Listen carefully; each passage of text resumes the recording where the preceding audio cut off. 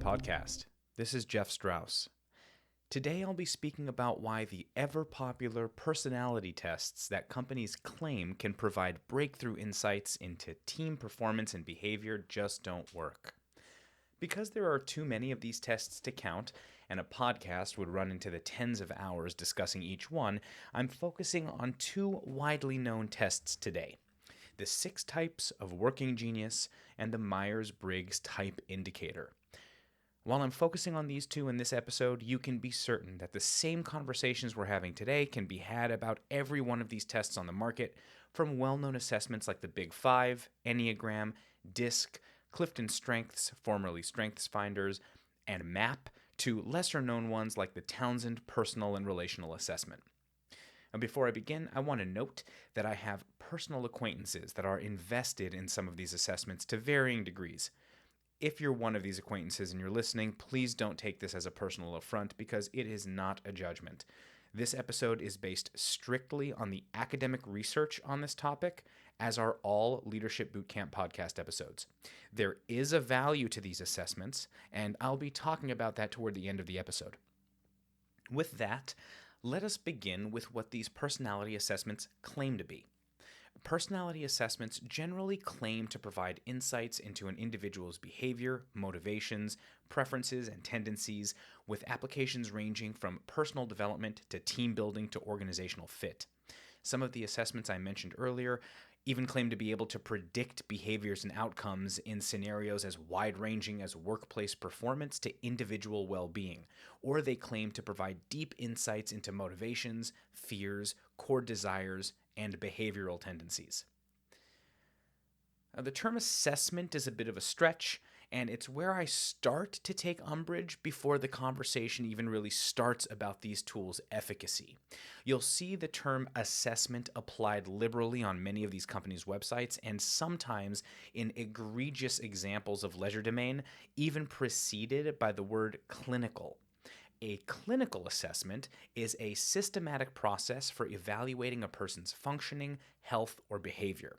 It involves collecting and analyzing data from various sources to make decisions about diagnoses, treatment, or a particular course of action, and crucially, scientific clinical assessments are validated in a scientifically rigorous way, including but not limited to experimentation, peer review, and statistical analysis. Now, certainly, we can, quote, assess, unquote, anything however we want. I can make an assessment of a 4-year-old's crayon drawing of a unicorn wearing a backpack, and I can even ground that assessment in some sort of standard, like the quality of shading. Now, not only is this assessment meaningless, but it's also a very strong signal to the rest of the parents at the PTA meeting that I'm a total asshole. Now, I needn't go further to make the point. Any assessment, as fancy as it may seem, that is not validated in a scientifically rigorous manner should first and foremost not be considered, quote, clinical, unquote, and it should not be used with the expectation that it can predict, assess, or guide anything principally founded in a scientific domain like psychology. But Jeff, the websites say these tools are clinically validated. They wouldn't say it otherwise. Well, I'm glad you believe that because we should talk about the beachfront property in Arizona I have for you. The problem with the term clinically validated is that it does sound good, but there's no standard upon which it's founded. Let's look at the Myers-Briggs Type Indicator, which is arguably the most well-known of these types of assessments. You'd be familiar with this assessment if you've ever seen 4 letters in someone's LinkedIn profile, on their resume, or on their dating app bio. The MBTI, to use the initialism, is a test that uses a series of questions to assess a person's preferences, thought processes, and behaviors. It assesses 4 dimensions like introversion, extroversion, sensation, intuition, thinking or feeling, and judging and perceiving that generally describe where a person focuses their energy, how a person prefers to take in information, how they make decisions, or how they orient themselves to the external world.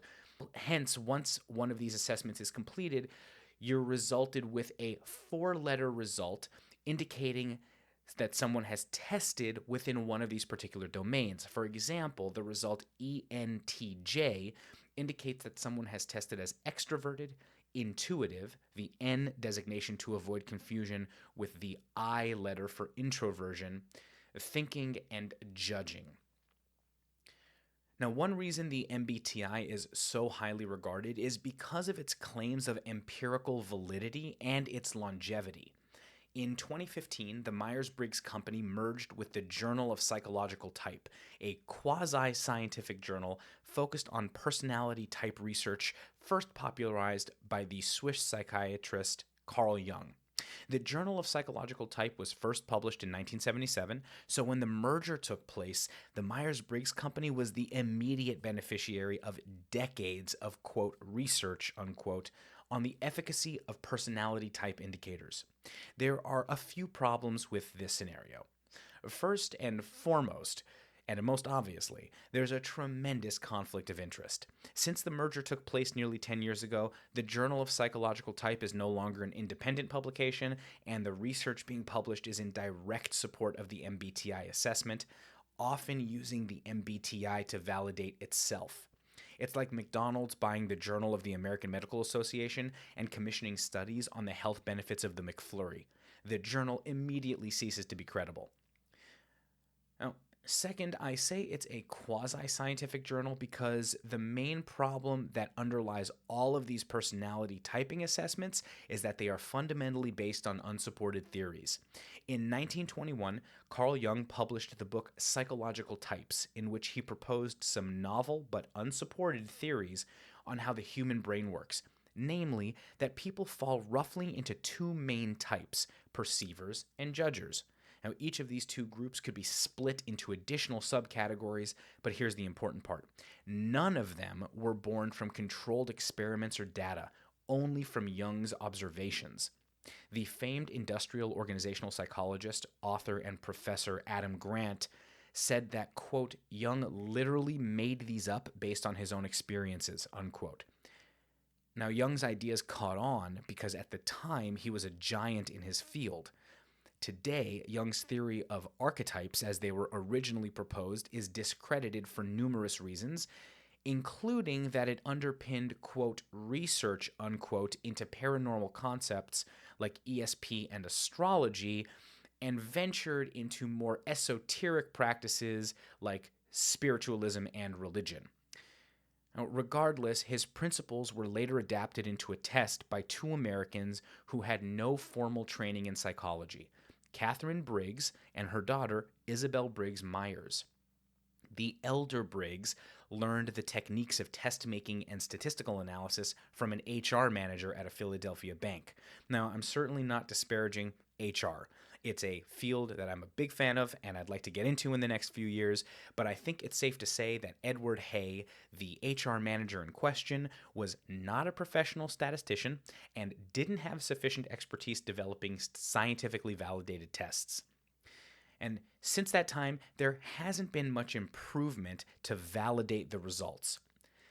Let's use an analogy from psychologist David Pittenger, a professor and co-author of books including Fundamentals of Behavioral Statistics, Research Methods for the Behavioral and Social Sciences, Behavioral Research Design and Analysis, and other books on the topics of behavioral and business research.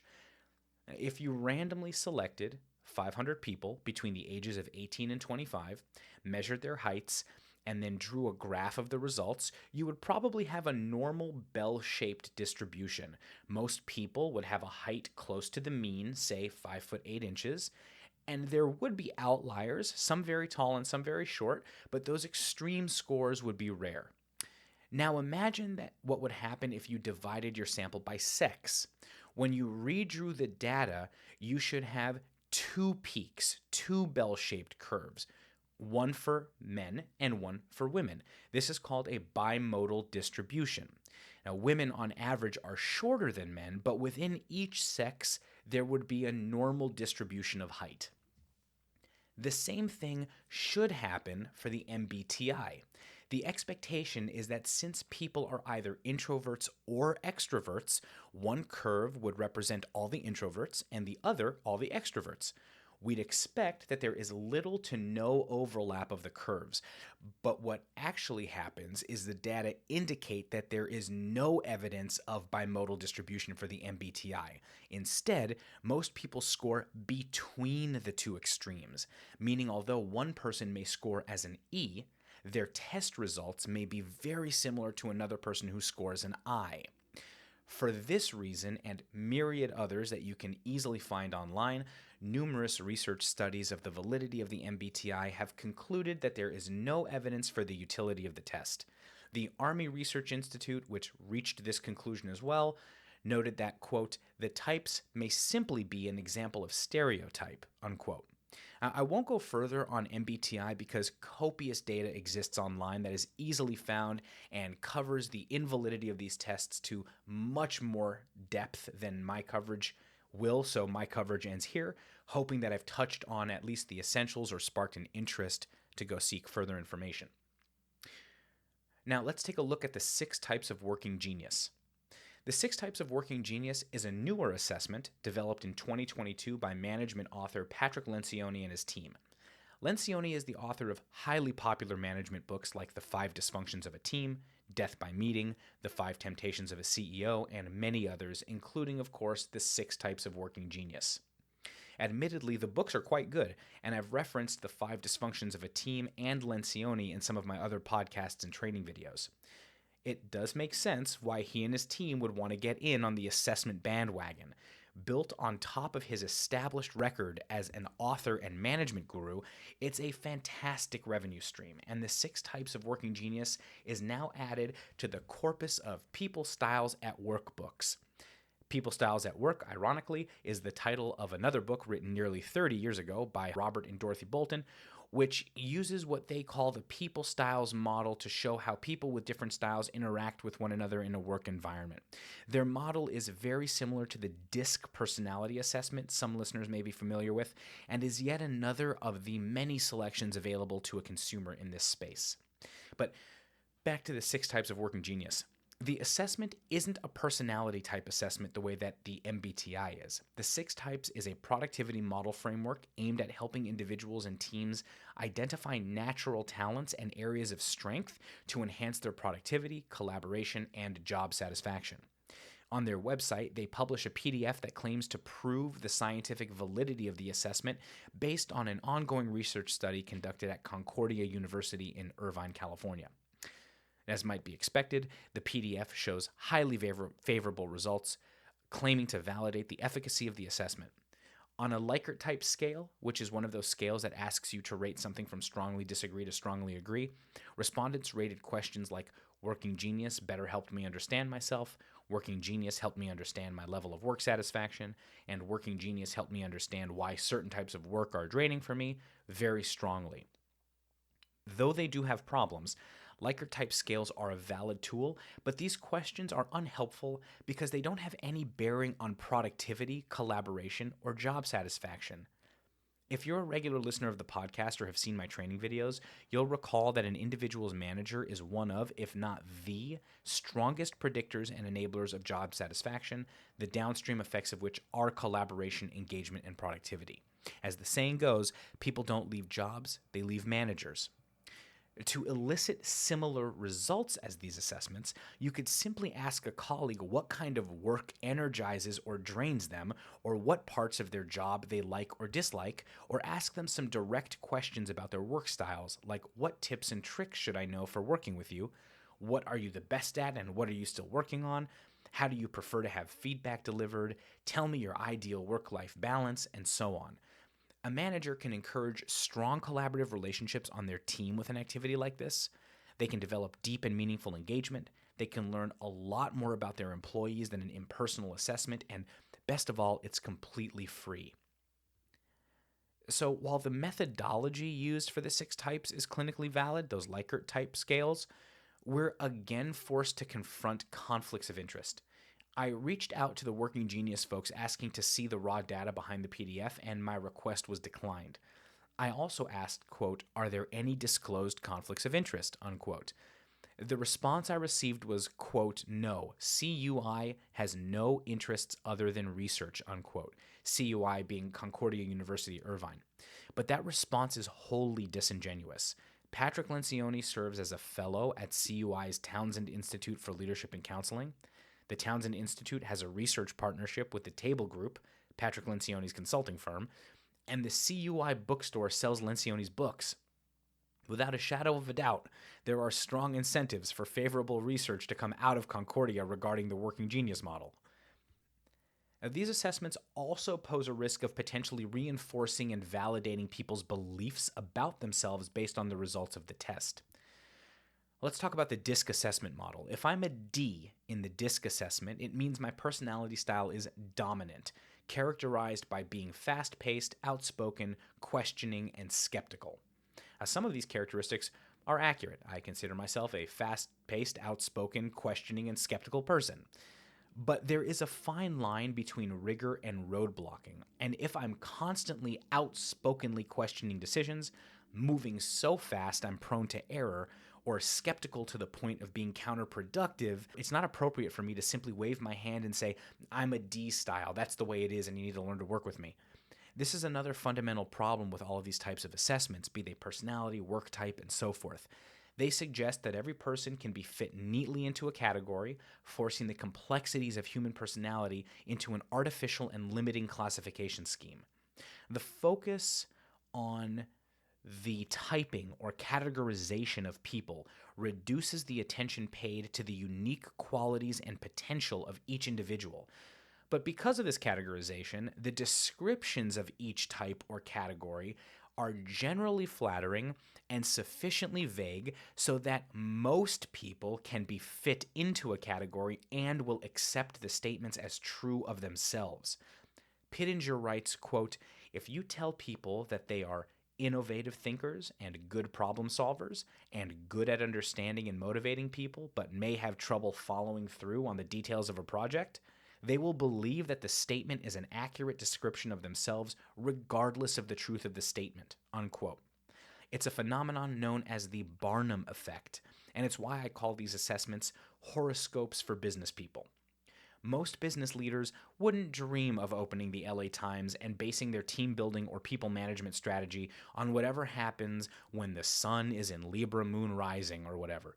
But the popularity of these assessments, like the popularity of astrology, is frequently misinterpreted as an indication of its accuracy and validity, which leads to wider use and less inclination to question the foundations.